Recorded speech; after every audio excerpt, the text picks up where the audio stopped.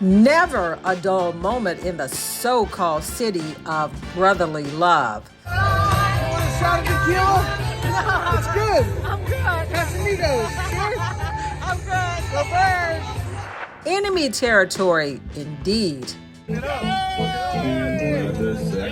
E-A-G-O-E-S, Eagles. Go Birds. Outnumbered, but undaunted. Eagles, Commanders today. What's your thoughts? I think it's going to be an upset. We had a chance. We got the ball first in OT. An overtime upset was oh so close. All losses sting, but yeah, I would say this one stings a little bit more. Looking back, ahead, and beyond. There's no more victories, but we're going to learn from it, and I think this is going to help us going forward. On this Tony McGee's Pro Football Plus. The man is back, y'all. We're back. Call your mama, call your daddy. We're back and we're back. We're back. Tony McGee's back, y'all. We're back. Tony McGee. Come on. Tony McGee, Pro Football Plus. Tony McGee, Pro Football Plus. Tony McGee, Pro Football Plus. Tony McGee.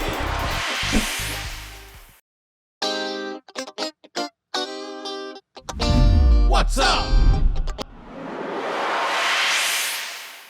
Welcome to Tony McGee's Pro Football Plus. Now, I know a lot of you fans out there are unhappy right now because Washington did not win the game. But what you have to realize, they took what we say, quote, unquote, is the first or second best team in the NFC to the overtime and should have won the game. So right now, let's look up instead of looking down. What did? I go and bring my people back in. We got the G back this week. G, welcome back, man. Was Hawaii nice last week? When you went, was it okay? I was cutting Donna's grass. Whatever. Speaking of Donna Hawkins, you had him out there cutting your grass, huh? Come on now. Got to put him to work some way. Give him time off. Alex, you letting her work G like that, man? I need Gary to come do ours if he's doing Donna's. He can slide up here. Well, you know, it ain't the Civil War, Alan. And Mike Jones, you see, nothing has changed. We're glad to have you back. So we're jumping on this right away. Okay, let's look at the offense. They scored 30 points the last 2 weeks in a row. They haven't gotten a lot of help from another facet of the team. But at the same time, they did not run as much as we wanted, but they substituted something for Adana, and they made the quarterback look real good. Yeah, Tony, you have to look at this game after that Buffalo game and say that this offense stepped up big.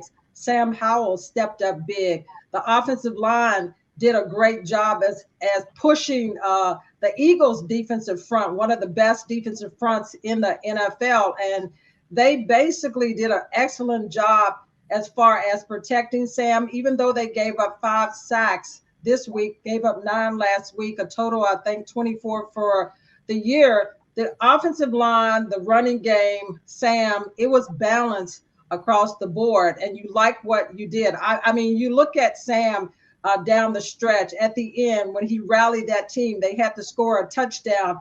And look, Tony, he went down. They sent a blitz, the Eagles did. And Sam got back up, time running out on the clock, got to get a play in for Eric Bieniemy. It was so many things going on, but Sam kept his cool and rally and hit the strike to Dotson for the tied touchdown. So when you look across the board at what the offensive did, Tony, they stepped it up from a week ago. Everybody was talking about how this team was going to rally back after that Buffalo game where both sides of the ball did not play well. Well, I've got to give that offense an A because they stepped it up on all fronts. Didn't get it done in overtime, had the opportunity with the ball first. It's a disappointing loss for the Commanders, and they've got a short week to turn it around, playing Chicago on Thursday. But, you know, you can't worry about what's going to happen or what did happen. Thursday is an important time right now. But what did happen in the game, what I thought, G, was real important. Right away, they brought Terry McLaurin in right away. And he made that offense open up a lot, made the defense have to settle for that with the short passes and everything. bringing him in early in the game, was that the greatest idea they had that day, G? I mean, just utilizing all the receivers. The nice thing about it is it's kind of like when there was a posse. It didn't matter if Art was getting off, Ricky was getting off, or I was getting off. You had receivers that were getting off and making plays happen. Terry's a big part of that offense. He is the receiving core in terms of the leaders, kind of like when we was playing for a lot of the times, Art was the leader. You have the leader that's part of the leader of your trio. That's what he is. He's the leader of that trio. And it's always good if he's getting off 100%. But at the same time, all the receivers are on point. They just are.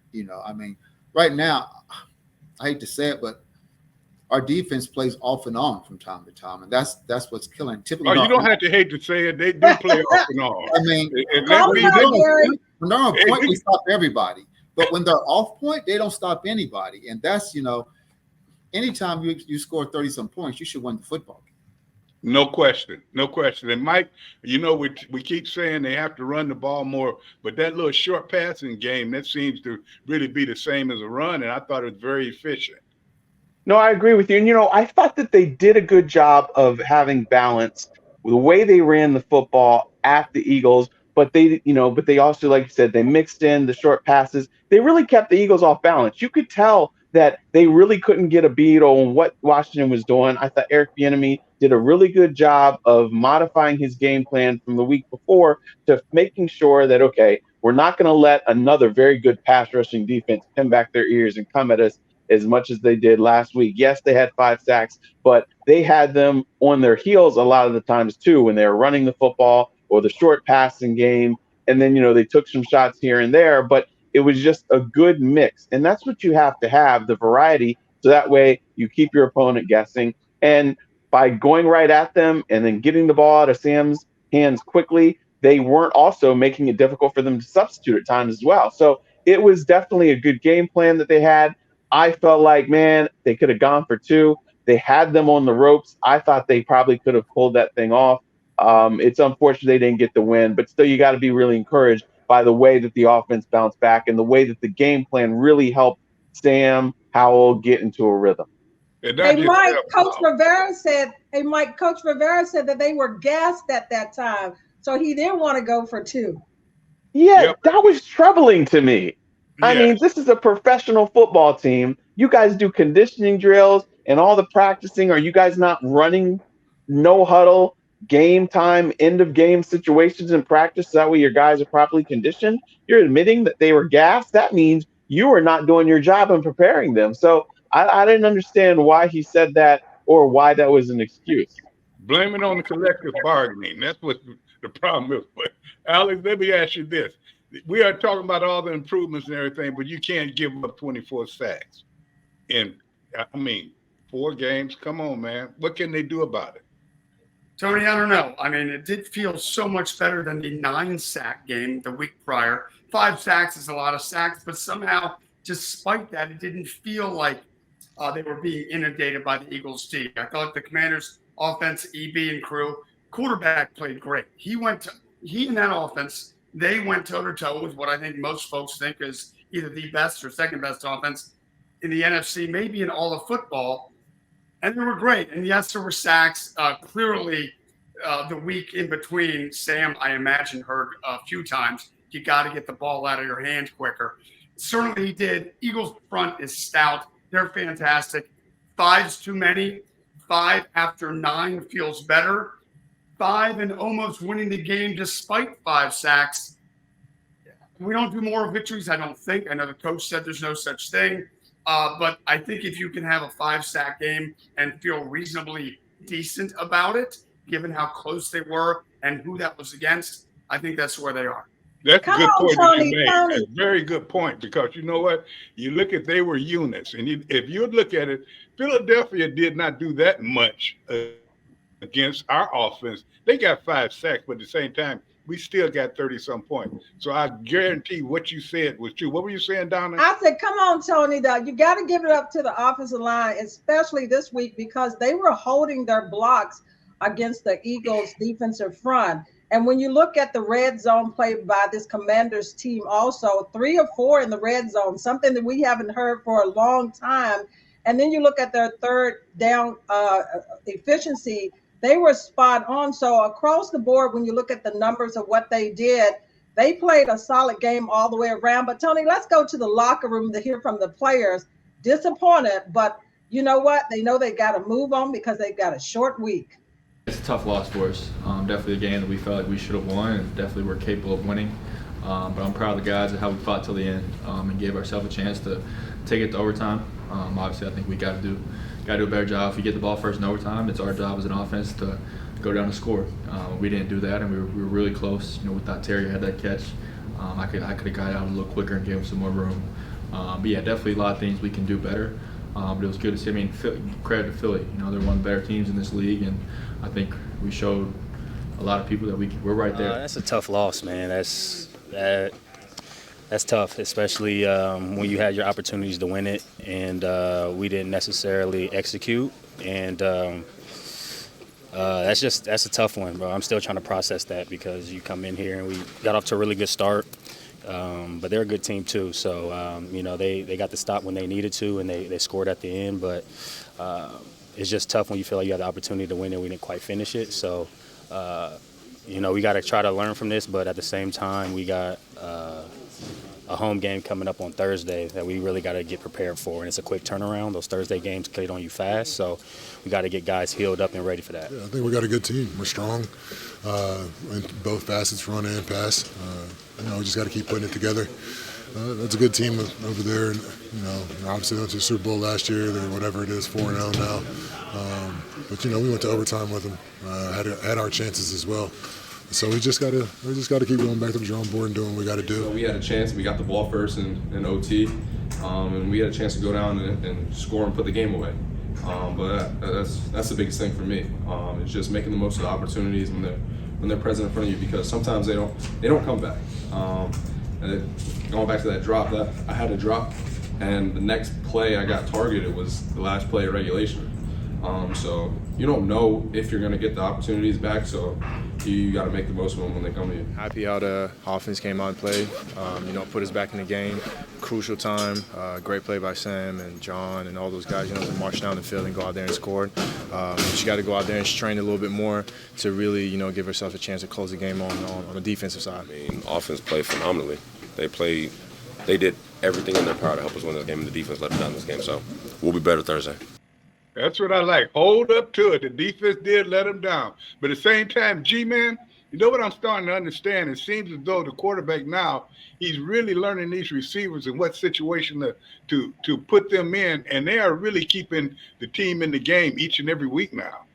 Yeah, well, he's going to get better as his career proceeds, of course.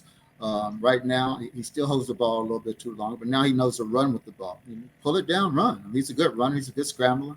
He's going to pick up another 5 to 10 yards when he scrambles, which is, typically first down yardage. So he just needs to make sure that he does that a little quicker. If I'm going to pass it, I'm going to pass it. If I'm going to run with it, I'm going to run with it. Just make up your mind either way. And he will become a great quarterback in the years to come. Right now, he's a good quarterback, but he'll be a great quarterback in the next 2 to 3 years. Hey, you know what, Donna? You keep calling the man EB, but Eric, the enemy, is really brought something not just to the offense of this team, but to the whole team. You just see that fire, and you see that same fire that you saw in Kansas City. And I tell you what, amazing to me for us not to see 30 points a game, then we see 2 back-to-back. Yeah, Tony, but going back to what Mike Jones said about the conditioning part, that comment that Coach Rivera, they basically in training camp, Eric Bieniemy was out after those guys as far as conditioning. So it's no excuse for them not to be in conditioning, because he was running them full speed all the time, and even the defensive side of the ball. And like you said, Tony, he went back, he adjusted his scheme and everything as far as to combat Philadelphia's defense. But the only hiccup that I would say, and Mike can talk about this too because he was at the game, is in the third quarter where the offensive team went silent. They only had 18 total yards on offense in the third quarter. But I mean, a freshness of Eric Bieniemy, his play calling, and he understands his players. But that third quarter, I thought, was one that the offensive team did not show up. 18 total yards, and that's where Philadelphia pretty much started making their run for getting back into this game. Yeah, but we can't talk about just because they had 18 total yards or whatever. Well, Tony, how many points did they score in the third quarter? I mean, how many plays did they have in the third quarter? Exactly. That's what you got to think about. No, but when you look at the Eagles, they start. How many plays did they have the ball in the third quarter? Thank you. Well, you know what? Hold that point. Hold that point down. When we come back, I didn't have the ball that often. We're supposed to go to defense. All I know is Mike Gary Jones got a great point. How many times did they get a chance? I'm telling you now, get up off the offense. 18, when we come back, ladies and gentlemen, 18 we may have yards. new personnel in that suit because Donna not listening today. We'll be back in a moment.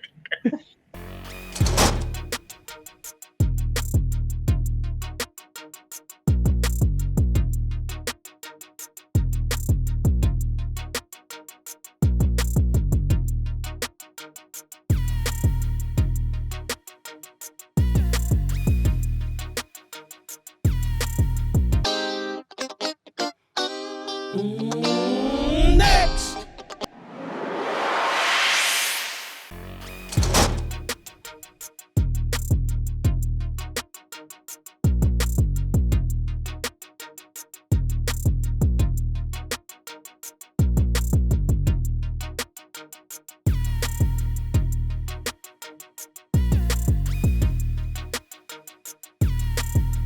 We had an interesting conversation during the break, and Donna Hopkins still was trying to get her point across. But, G, you had a good point, too. But, Mike, you came out. How many plays did each team have, and what did they do with them in the third quarter?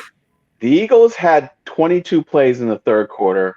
Washington had 13. Washington had 2 3-and-outs that hurt them there. The Eagles were able to put together some sustained drives, but when Washington did get the ball, I didn't feel like they came with the same type of aggressiveness that we saw the Eagles. They didn't make the adjustments at halftime. We saw them make those adjustments in the fourth quarter, but it was like they kind of came out planning to do the same type of thing, and the defense of the Eagles had kicked it up a notch, and Washington just couldn't capitalize, couldn't maintain the ball, and that's why they lost the time of possession battle in that quarter and didn't put those points on the board. You only lose time of possession. You only lose time of possession if your defense don't play well. That's This is an offensive guy here. I mean, Yeah, he's of course. on the right if right our now. defense would have did the same thing the Philly defense did, that would have been a wash, but they didn't. So that's one team has more time of possession. No, that means the defense didn't play well. But Washington's got to convert on third downs too, right? They stopped us, but it's one or the other. At the end of the day, if you got more time in possession, that means you held the ball longer. So why weren't they 3-and-out? Well, you're exactly right. Their defense got the stops, but Washington got to be better on third downs. There you go. And that's what really hurt them, on both sides of the ball. On offense and defense, they had to be better on third down. Don't get me wrong, I agree, but time of possession is it. At the end of the day, my defense is supposed to stop. I don't care what the offense does. Worst case scenario should be 0-0. But I still don't think Washington offense was aggressive enough in the third 30. How many points did they score?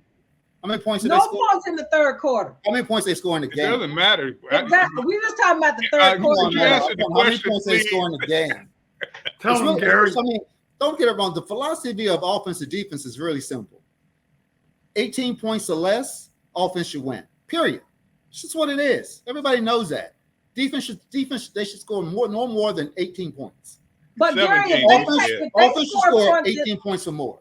So it should end in a tie, or the offense should win if the defense keeps them to that. Just what it is. Everybody knows. But if they score points in that third quarter and still be aggressive, this game is not that close. That's what we're pretty much talking about, that third quarter. Or if a defense stops them in the third quarter, this game is still not that close. We can argue the same thing. 18 total yards. You know, if they stop them, like our defense can, because our defense is really good when they play. When they play, they're spectacular when they play. So all I'm saying is, if my offense is struggling, I need my defense to play better. If my offense is struggling, I don't need my defense to play good if I'm kicking butt. I need them to play good when I'm struggling. That's like when football games. That's why they say that was a good defense out there too. They were good defense as well as we were, and a good offense. You expect them to make some plays. They wouldn't be number one or going to the Super Bowl. They did not make plays. So you're going to give them that. Our defense can't stop everyone. But at the same time, you have to be equal with the defense you're across the field. What you look at, you don't look at units here. You look at one team was better than the other team on Sunday. You can look at all the little mistakes. Just as you said, Donna, they got the ball in overtime. They're supposed to take that ball and win. Then when they had the opportunity to stop one of the defensive players, which you learn in fourth grade on up, that you take the angle where you keep your outside shoulder free, and he let the guy get his outside shoulder and get the first down. Oh, So you're talking about your defense now, right? That has not shown up in the last 2 weeks. I'm not like you. I'm not just trying to throw them up under the bus when they don't need to be. But Tony, I'm not throwing them under the bus. I'm just stating facts. The defense in the last 2 weeks has given up how many points? A lot of points. And up front, Tony, you're not seeing the pressure up front in the last 2 games. Talk what about you trying to say? Front and what's going on. What you trying to say? Go on and spit it out.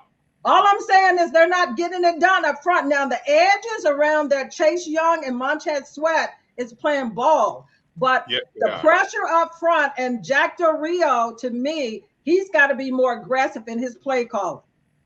Alex, what do you think is happening up front with the big boys? Now, Tony. They're not playing bad, but they're not dominating the way they have been in the past. No, we've seen them where they're clearly the game at Denver, where the defensive line at the start of the second half made a statement, 3 and out, game changed on a dime. They win the game. Afterwards, we're talking on this show that the defensive line, was the most important part of that win, amongst other many great parts in that second half at Denver. Where they were in Philly, I don't know. Jonathan Allen himself said this was sort of on them. The offense did score 31 points. If we'd said before this game, Commanders fans, your offense is going to put up 31 at Philly, are you good with that? Everybody would have said, yeah, we're good with that. And you would assume you're going to win that game. Maybe not 100 times out of 100, maybe 80 times out of 100. Maybe this was just one of those 20 times. But yes, the best part of this football team, there's 2 best parts. Gary knows the one. He tells us all the time. It's the wide receivers. The other best part, or unit, Tony, as you like to say, is the defensive line. They're fantastic. They weren't fantastic Sunday in Philly. Is that them 16 weeks? No. Is some of that because the Eagles are so good and dynamic and versatile? The quarterback's great. The receiver's great. The running back's good. I think it was sort of a perfect storm. They picked a bad time to have a bad day, and it was Sunday at Philly. And my other thing is my question is, one real point on that, when you're talking about the defensive line, the Eagles started the third quarter without Cam Jurgens, their starting right guard. Exactly. That's where Washington should have really focused in, zeroed in on that hole, that weakness there. You got to back up and take advantage of that. And we didn't see them do that there. I know those guys get paid as well, but it seemed like they could have capitalized on a weak point in that line and really gotten some penetration, and they didn't do that. Well, they did the good thing, but if you notice, Philadelphia kind of pulled the game away from where that guy had to be a big part of it. All he had to do was fill in the gaps, and that was good coaching right there. But what you have to really realize is they are a good team. You're going to have teams like that. I don't care how good. When I was in New England, we led the league 2 out of 3 years in sacks, but we got against some teams like, say, Pittsburgh or something. We couldn't even get close. It wasn't because we were bad. They were good. And I think that's what we have to realize with this game that we had on Sunday. That team just happened to be better. So what do? You're going to have to put it aside because we got a game coming up on Thursday that's important. You got a lot of good players that are uncoached. And if they mess around and get it in their head, they can beat you. You're going to have a problem. So we can keep talking about this game. Yes, the defense could have made more big plays. They still ended up with 3 sacks. But at the same time, you have to make those big plays like the one in overtime when the guy took the wrong angle. You can't do that. I shouldn't be calling him out, but he took the wrong angle. That was a big play because had you stopped them, it would have been a longer field goal. So if you look overall at this game, you're never happy with a tie. But at the same time, you like to see progress. And that's what we saw, Donna. Yeah, Tony, we saw progress, but I ain't gonna let you off the hook about the defense still because 0 sacks in that Bills game, 3, like you said, in the Eagles game, and then you've got a game coming up against the Chicago Bears, a team that is struggling, probably one of the worst teams in the NFL. But having a short week having to turn around the emotional part of losing a game like the Eagles and then turning around to play a team like the Chicago Bears. You and Gary both have been in this position of maybe having a disappointing loss and then having to turn around quickly, older bodies. What are you looking for as far as in this Thursday game against Chicago and what team needs to come out? But defensively, I need, again, Tony, they need to step it back up because what's gone on with the defensive line? What are you seeing that has changed from the beginning of the first two games? But what I And see is change. don't give me the Eagles and the Bills that they played. Still, Tony, they're projected to be the meat of this team as far as that defensive line.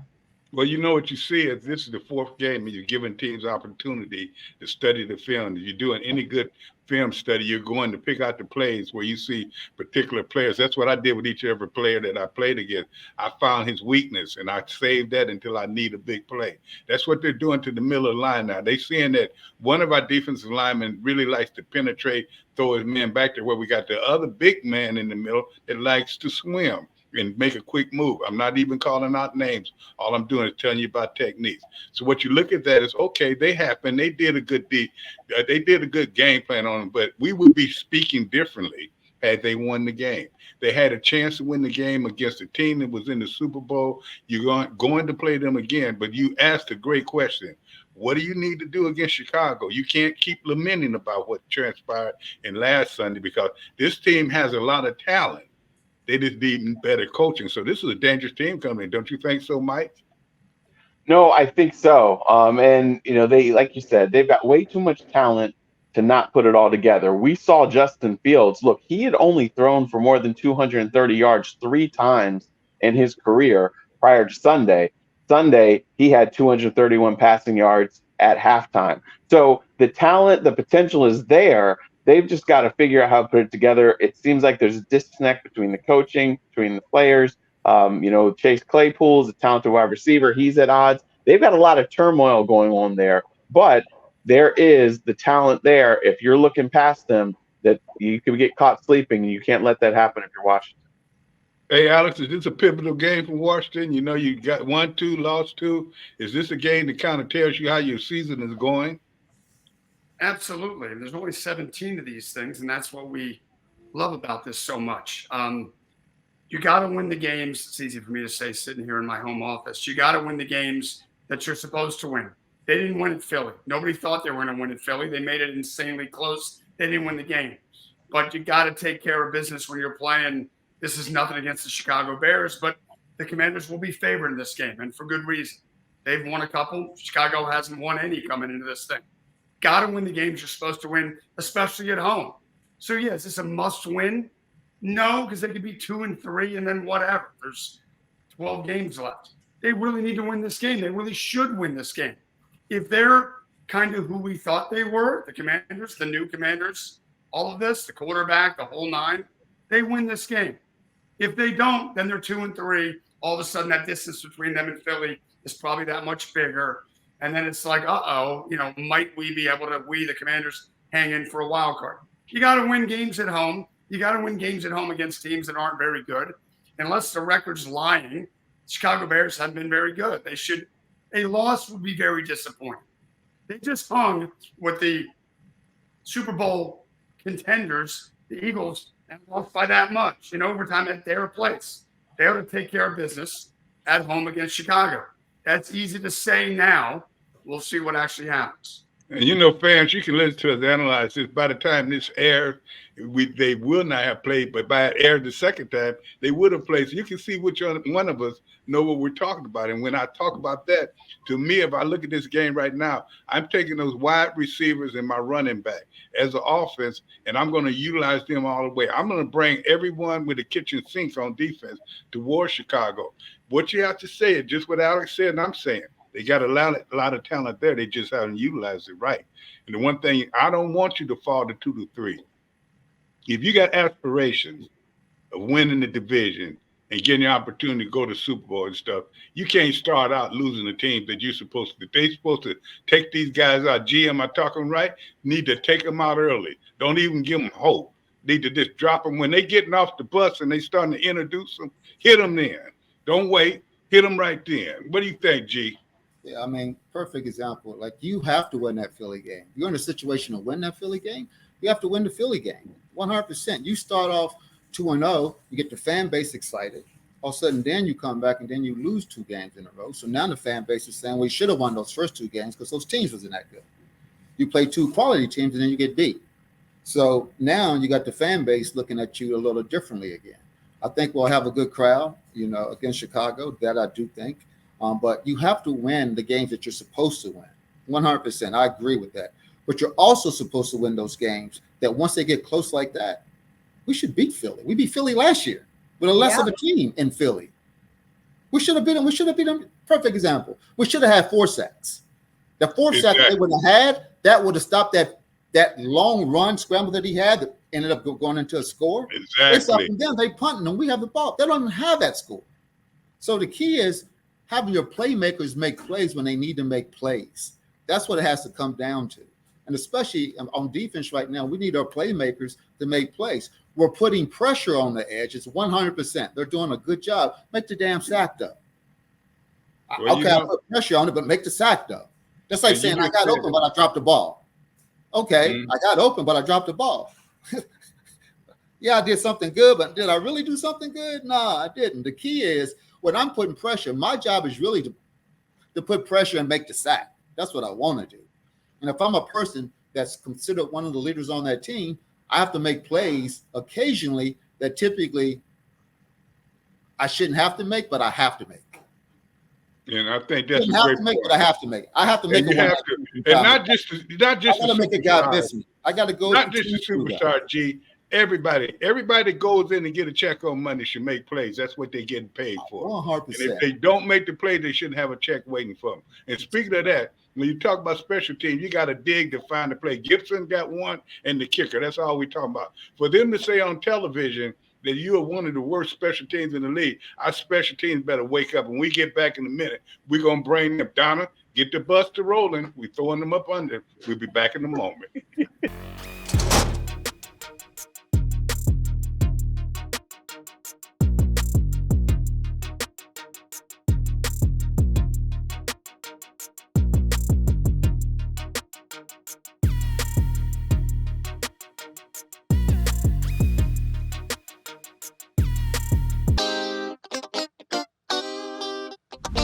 What's up? It's 3 facets of the team. Offense, defense, we've spoken about. Maybe they didn't do as well as they should do, but they did enough to win. Special teams is another deal. Now, they did give them an opportunity to get to overtime. That was Gibson making a great run. But at the same time, you can't depend on just one play to make it happen and a punter. And that's what we're happening with our special teams right now. They got to contribute to the win. Guys, am I on the right page there? Talk to me. Tony, you're exactly right. Special teams hasn't shown up. The only solid person that we say week in and week out is Tressway, but he had a shank at the end of the game too that gave the Eagles good positions, but overall he still played good. But Tony, let's put the Commanders to bed right now, and let's go around the NFL to see who's on the hot seat. Let's talk about the Cincinnati Bengals and how they started off, and the Minnesota Vikings. What surprises you about those two teams? Are they sinking in a deep tank, or do you see them coming back? Minnesota's a team that really can't always finish, and Kirk Cousins has always been known to put up numbers and everything. When they get to the big games, he has a problem. I'm not saying he's not a great quarterback, but he's not the closer. And then you look at Cincinnati, they're playing right now this year the way I thought they were going to play last year. Last year, they had that rabbit foot in their pocket, and they was able to win some games, and everybody thought they were good. You're seeing the real Cincinnati right now. Now, granted, they're not going to be bad the whole year, but right now it is what you see. Then you look at this Miami. They got 4 receivers that run 4-3. Well, you got to play defense sometime, sooner or later, if you're going to talk about you good. There's a lot of teams I can talk about, so I digress and go back to the other guys. What other teams and what other teams do you see that's outstanding here? If you look each and every week, look at Buffalo. They've come back, and now they look like they're ready for the playoffs again. But a couple of weeks ago, we were talking about they was a fake. So, let's call it the way we see it. Right now, the whole league is anybody can win this, and that's what Washington has to realize, as well as our fans and everybody else. Yeah, Tony, let's talk about it. Anybody can jump in right now. The Cowboys are going to go up to San Francisco and play the 49ers. The 49ers have hit their number. Cowboys are 3-1, 49ers 4-0. Christian McCaffrey enters the game, leading the NFL in rushing yards. He exploded the other week for 177 yards. Mike, talk to me about the Cowboys and the 49ers and that matchup again. Yeah, there's going to be a lot of pressure on Dallas because they, like you said, the 49ers have had their number. The thing that they have to do is find a way to make Brock Purdy beat you. Kyle Shanahan is an excellent game planner. They have got a way of really putting the ball in the hands of their playmakers, easing the pressure on their young quarterback. But we haven't seen Brock Purdy have to win a shootout. Now, he is completing 72% of his passes. He's got, no interceptions, which is fantastic for him. But what happens if you can take away the run and turn them one-dimensional and make him have to beat you with his arm?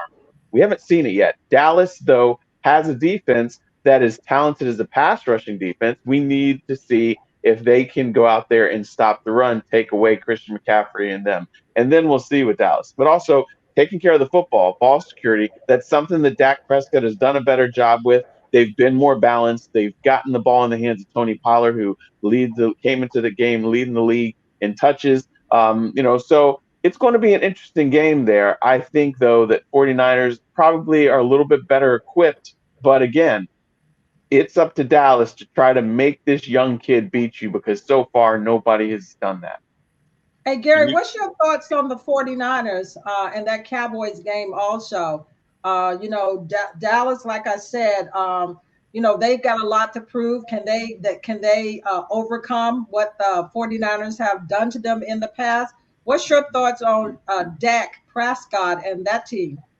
Well, I think Dallas is playing well this year.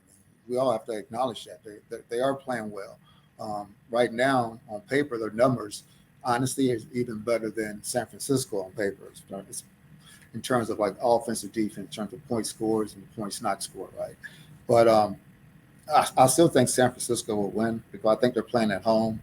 I think San Francisco, when you got a perfect record, you start to really believe that you want to keep that record perfect. I understand that. I've been in that situation myself, and after once you get to 8 or 9 games, then you may start to take it for granted. But building up to those 8 or 9 games, you don't take it for granted. So it should be interesting. It's going to be a good game, I believe. I think Dallas is a spectacular team this year. We just have to admit it. They are a really good football team this year. San Francisco is a great football team this year. But if you go by on paper, Dallas maybe should win. But I like. It's hard to beat me at home. I know when I played, it was very hard to beat me at home because it gave me a little extra spoodah. I call it spoodah. Gave me a little extra spoodah. Is that a made-up word? Yeah, that's right. Wait a minute. It's my made-up word. Not only that. Hey, can somebody call the medic? Tony would yell at me if I say what I really would normally say. No, we got it. I know what words you want to use. We will be beeping you. Tony, let's go back to the Cincinnati game. Wait before we go to Cincinnati. Somebody need to call 911 because Gary said that Dallas was the better team. I can't believe. I know. I almost fell out too, Tony. Have we broken? He's like a stallion. We finally broke it. He said that they were spectacular. I'm just saying, up until this point, how they're playing good football. They can't stand nobody to run straight at them. G. If you run straight at them, they want to make you run. All I'm saying, on paper, their defense says they're better than San Francisco. That's on paper. I'm not in the field house, so I don't know. I'm not in the locker rooms. I don't know these players. I gotta change from because Gary talking about the Cowboys giving them credit, but Tony, let's go back to that Cincinnati. Well, I won't pick them against the Commanders though. Yeah, let's go back to the Cincinnati and the Cardinals game. Arizona is probably much better than their record says right now. Talk a little bit about that matchup with Arizona. They seem to be coming on as a team. You and Mike could talk about the Bengals, and Alex jump in here. The Bengals at the Cardinals, and their record says otherwise. That I think they're a better team, and this is the team Arizona to watch out for in the coming weeks. You know what I see in the Cardinals, and I'm going to leave it to Alex and the guys, but I'm going to tell you right now, what you do see in the Cardinals is they adjust to every team, and they adjust well. And that's why they've been giving each team these problems. They are going to be a team that will have to be reckoned with towards the end of the year. They are a team that you have to reckon with right now. Cincinnati is trying to find them. They were good last year. They got a few injuries, but they will be back. Yeah, my thing I'm really interested with Cincinnati is, yes, we know Joe Burrow is not right. We know with that calf, he doesn't have the mobility, can't push off. But I was talking to some guys who were in the front office with Tennessee, and they also were saying, look, when you look at them, they're really missing Jesse Bates, the safety, and also Von Bell, their safety, who are now gone. They lost those guys, and Jesse Bates was an eraser, and Von Bell was the enforcer. And so their defense is not getting the stops that they were getting as well. So it's not just Joe Burrow. They have a number of things that they need to tighten up and fix as they're trying, like you said, they're trying to find themselves. And, I thought that this was the year that they were going to really go all out and try to win that Super Bowl before the window closes next year when they got to pay all those wide receivers. But it looks like that window is closing a year early. Hey, so let's jump in. Like the Titans are at 2-2, the Colts are at 2-2. We only got a minute left, Donna. You're gonna have to do this. I'm letting Alex talk about this. Both teams are at 2-2 playing. The Colts may have their running back Jonathan Taylor back, which is going to be big. Alex, looking at the Titans and the Colts, talk to me about that matchup coming up. These teams seem to me very similar, and they know each other well. Colts have had the quarterback situation with the injury. The rookie was back Sunday. I think played well late in that game. This feels like a toss-up. Both teams are sort of, as Tony alluded to with another team a while back, trying to find themselves. I think the quarterbacks will tell the story. Richardson for Indianapolis has shown he's really talented. They won that game at Baltimore without him a couple weeks back. He's back. He was better late in that game. I would tend to lean towards them because of him. But I think both teams are sort of similar and physical and try to play physically. That's a toss-up game, in my opinion. Hey, Tony, we didn't even get a chance to talk about the Ravens beating the Browns, who you're bragging on all the time as far as the Cleveland Browns. But the Ravens went up there, but Deshaun Watson wasn't playing this week. So maybe that was the reason. I don't think it matters anyway because the Ravens, they have a lot of people and they're still playing well. They just like what we think a good team have to do. So after we come out this break, we'll talk more about the picks because the picks went very bad last week. Nobody knew what they were talking about. But maybe before we do that, we could get some words of wisdom from Ricky Irvin. But we'll be right back.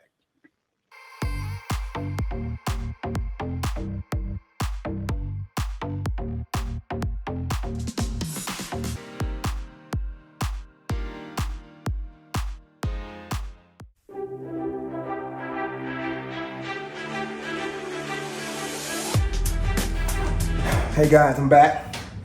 Another tip I'm gonna give you, I'm just full of tips today. Gloves, so important. Why? Because I think of it as like Superman. I'm Clark Kent without my gloves. But once I put these gloves on, I'm Superman. I become the strongest ever. And that's real. Trust me, pick up some metal weights. You ain't gonna be able to pick them up when you got your bare hands because it's gonna feel weird to you. All right, here we go.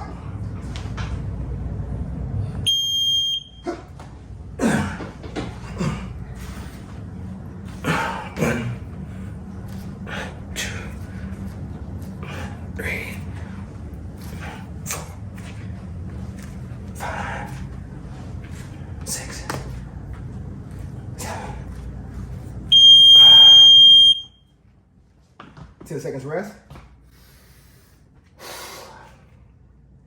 I'm going to repeat this 4 times, not 8. Why?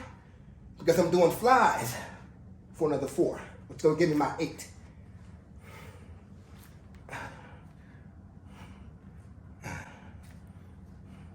And notice I'm not going real fast.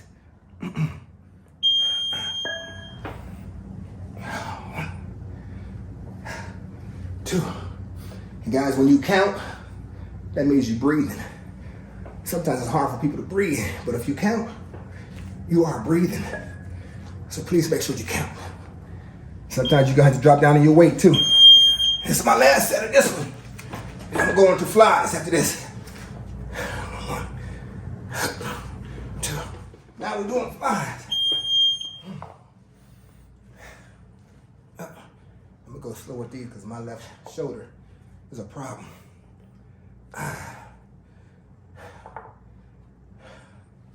So I'm gonna do this exercise 4 times. These are flies. Nice and slow. Nice arc. You see my arc? You don't need to be doing this because now you're just doing chest press. But if you keep your arms arched and open, whoo, you get all your chest. This is working your pec, your chest pec right here. And for guys, you gotta push yourself up. That's where it counts. Your chest has to be strong. It has to have some type of strength. Because if you don't work your chest, it's gonna be weak. Another great tip from Ricky as far as on your chest and on flies, Tony. And he particularly did that for you because he said that was 2 of your favorite workouts. But Tony, back to the Ravens a little bit. We talked about just how they beat up on the Browns. And you said that it didn't matter if Deshaun Watson was out, but just the Ravens are playing. Are the Ravens as good as their 3-1 record? If they could ever get healthy, they'll be a very dangerous team. Unlike Miami, they got people on both sides of the ball. They got receivers, and they got defense as well. They're playing without at least 5 to 6 of their good players, and they're playing well with them. We all know that it's just a few people that can make a team, but this team makes a few people. So I think the Ravens are one everyone needs to watch. But Tony, let's talk a little bit about Buffalo, the Buffalo and Miami game. Everybody was talking about that big matchup and everything, and Buffalo just kind of like destroyed Miami after they put up 70-some points on Denver. But talk about the Buffalo Bills. Mike, jump in anytime, or any of you all. Is Buffalo for real? Because when you look at this team, they started off out of the blocks a little shaky to start the season.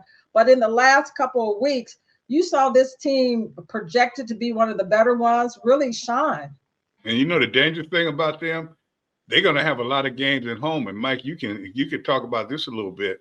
When they're winning ugly on the road and they can come into Washington and win, and then when this wintertime hit, which it look like it's coming very soon, they are a very, very dangerous team. Yeah, nobody likes going up to Buffalo in the winter when they got all that snow, mess, and all that stuff. But we did.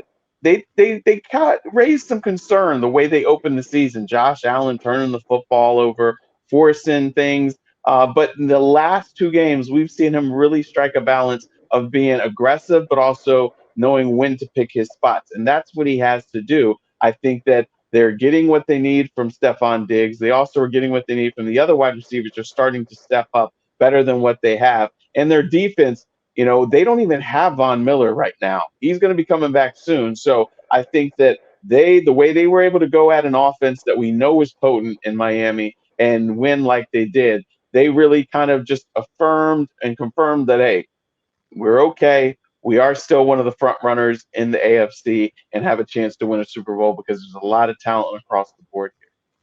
Hey, Gary. Yeah, Tony, I know that I wanted to hit with Gary with this because I know he picked the Chiefs earlier on to basically win that division and possibly be back in the Super Bowl. They're 3-1 right now. They struggle against the New York Jets in that game. They got the Vikings coming up. Are you still confident in the Chiefs right now, being that, they're still trying to work with Eric Bieniemy being gone and their defensive coordinator, I think? Are you still have the confidence in the Chiefs that you had at the beginning of the season? I do. I mean, good teams win when they play bad. That's what makes them great teams. Because a great team can win when they play bad. A bad team can't win when they play bad. That's the biggest difference. So when Kansas City doesn't play as good as we expect them to play, they're still good enough to beat the majority of the teams that they do play. Perfect example. They would have won the first game if the receivers wouldn't have dropped all those passes. I mean, that's just that's uncanny and unusual. So Kansas City is still my pick from the AFC to go all the way to the show. Hey, They got Tony, to what keep the about world you? looking at them. They got to keep the world looking at them instead of Taylor Swift. Okay, Come on, Tony. she gets more play on the Hey, game than. Tony, I didn't Come want on, you to Tony. mention her name. I didn't want you to mention her name. Well, she's important, and not if you see every time the broadcast does, it's like she's playing quarterback. Her name is mentioned more than McGee, but at the same time, whatever it takes, that team will be there in the end. Hey, what about the Saints and the Patriots right now? The Saints seem to be tanking, playing bad overall. I know Derek Carr got hurt, and he ended up playing in that game also. So how do you see the Saints right now and the struggles they're having on that team, and the Patriots also? Is this the team? Gary, when Brady was there, you always bragged about the Patriots, but right now nobody is even having them in the conversation. So how do you all see them? And Alex, I start with you, and everybody else jump in. Patriots had a rough game Sunday at Dallas. I mean, when Dallas ran that fake extra point, who runs a fake extra point when you're up by like 18 points in a game just to kind of like do it? At any rate, Patriots, they've got the quarterback situation. Listen, Tom Brady's the only Tom Brady in the world, okay? But since then, it's been rough. And now even the guy following him, they had to replace him with the Zappy fellow, I believe. Either way, it's not great. And you can just see the blood pressure rising in Bill Belichick with every horrific performance. And that was obviously in front of a huge, massive audience. And Taylor wasn't even at that game. And the audience was still big. We're a family of Swifties, by the way, I'll have you know. We will have no disrespect, Tony, on this show of Taylor Swift. I'm sort of half kidding. Patriots have been really not great. They had a chance to do something against Dallas. They were horrific from the first get-go. Dallas ran over them, threw over them, defensive touchdowns, special teams, trick plays to rub it in. I don't know where they're going from here. They got to find a quarterback, obviously. Tom Brady's not walking through that door. So it looks bleak. I mean, the Dolphins are great, even with the loss. The Bills, we've talked about them. So in that division, even the Jets looked reasonable Sunday night. Almost won that football game. So, yeah, it looks really bad for New England. And obviously, the further they get past the Tom Brady, the worse this seems to get for them. Well, and that's the same thing we feel about with this whole situation with special teams and stuff. We don't talk about it a lot. We're not going to talk about New England because they're not in it. And I tell you what, they don't look good. But when we come back, and we did this on purpose, we'll barely mention the picks because all of us were terrible. But at the same time, we will go around the league a little bit. Got to pay some bills. Be back in a second. In the Minute with Tony and Donna. You can catch them weekly on their podcast, and you can also subscribe to their YouTube channel, In the Minute. Tony McGee's Pro Football Plus Speakers Bureau offers you various opportunities to connect with former and current players along with Tony and the crew. For more information, go to redmagplus.com Speakers Bureau. One more thing. 39 years. Not many shows can claim a streak like that, but Tony McGee's Pro Football Plus sure can. Tony McGee, a burgundy and gold legend on the field and for decades now on the air, is once again excited to bring his one-of-a-kind program to his legion of fans across the Mid-Atlantic. How to last so long? By always delivering unique, insightful, entertaining, and oh yeah, fun, lots of fun, week in and week out. Tony's cast includes the legendary Gary Clark, the impeccable Donna Hopkins on the Burgundy and Gold beat for decades now, as well as icons from Washington football, past and present, not to mention the Pro Football Hall of Famers who flock to Tony's show year in and year out. There is not a show dedicated to football fans like this one, and the proof is in the almost 4 decades that Tony McGee's Pro Football Plus has been the go-to stop for fans who want content that only Tony and crew can deliver. This season promises to be yet another exciting one for the team, the league, the show, and its fans, and we want you to be a part of it. There are sponsorship opportunities to fit your business's goals, 30 and 60-second targeted commercial spots, weekly segments dedicated to promoting your brand, on-air guest opportunities for you to share your company's mission, and so on. We'd love to discuss tailoring a sponsorship program that is just right for you, both in scope and in cost. For sponsorship opportunities, call 703-282-0792 or email info@rednetplus.com.